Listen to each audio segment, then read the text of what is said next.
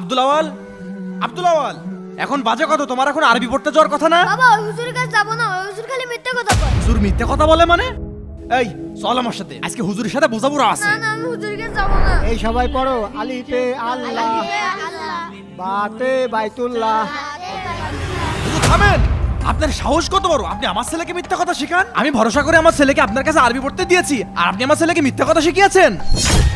আমি তো আপনাকে পুলিশে দেব। কি বলছেন আপনি? আমি আপনার ছেলেকে মিথ্যা কেন শিখাবো? আমি একজন আলেম, আমি কোরআন শিখাই। মিথ্যা কথা শিখাননি মানে? এই যে আমার ছেলে বলছে আপনি মিথ্যা কথা শিখিয়েছেন। এমনই এই হুজুর কি মিথ্যা কথা কইছে রে কত? বাবা আমাদের হুজুর কয় নামাজ নাকি 5 ওয়াক্ত। দেখলেন তো, আমি মিথ্যা কথা শিখাইছি। নামাজ 5 ওয়াক্ত না তো কয় ওয়াক্ত? এই হারামি, নামাজ 5 ওয়াক্ত না তে কয় ওয়াক্ত? তোর একদম কান মুখ লাল করে আরে মারেন না, মারেন না।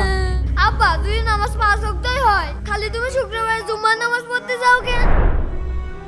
সি সি সি, তার মানে আপনি জুম্মার নামাজ ছাড়া অন্য নামাজ পড়েন না? অথচ আল্লাহ তাআলা আমাদের জন্য 5 ওয়াক্ত নামাজ ফরজ করেছে, আপনি নামাজ পড়েন না। আপনাকে দেখে আপনার ছেলে কি শিখবে? চাচা আসলে অপরাধ আমার, আমি শুধুমাত্র জুম্মার নামাজ পড়ি।